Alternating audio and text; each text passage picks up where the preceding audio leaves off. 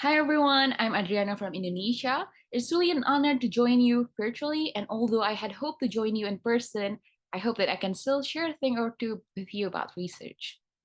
Now, what Yusri and Saad said have showed us that advocacy needs research, and at the same time, research is an important tool for advocacy.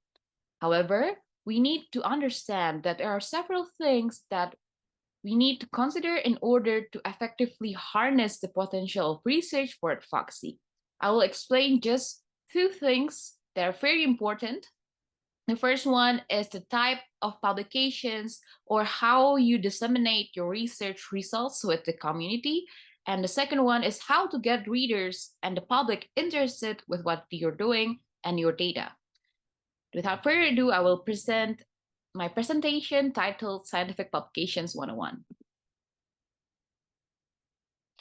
There are 5 types of scientific publications.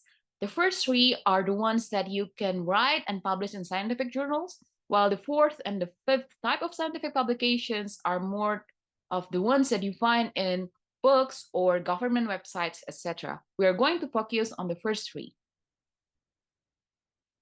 The first one is original research. I believe that this must be what comes to your mind when you think about research, because it entails you going directly to the community, get some data, and then publish your analysis based on that data.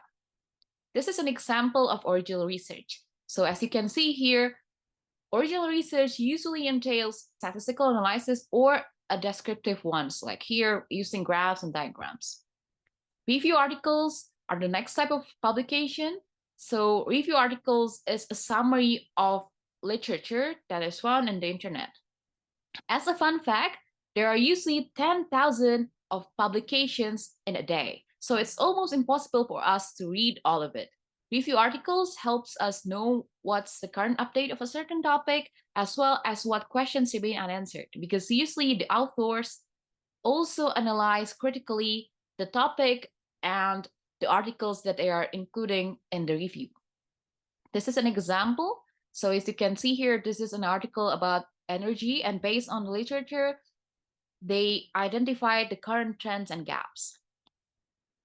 The next type of articles are special articles. So it can firstly be primary or secondary in nature. This one is usually used for disseminating original research data information fast or rapidly, because if you want to publish a full original research article, usually you require about 2 months at least, while for these types of articles, you can have lesser time, for instance, about 2 weeks. And there are also another type of article that is focused more on point of view of the authors. This is interesting because they usually focus on establishing why a certain topic is important and what considerations need to be taken in order to take action towards that problem. This is an example of a special article that I wrote with my colleague.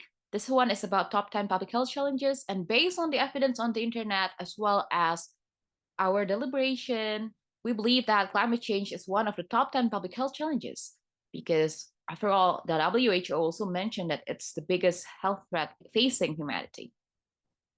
Now, the next part is an article from U3. So this one is about dam issue in Sudan in correlation with COVID-19 and climate change. Now, to choose the best publication type, there are 3 things that you should consider. The first one is a topic. So some topics are better as perspectives because it allows you to tell why a topic, a general issue is important. And as for time and funding, you need to realize that in order to do original research, you might need more time and more funding because you need to go directly into the community.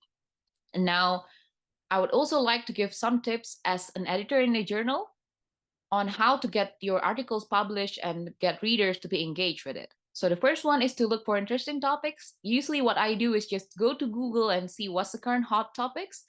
And you need to also write good analysis. So analysis can be in-depth or it can also be broad.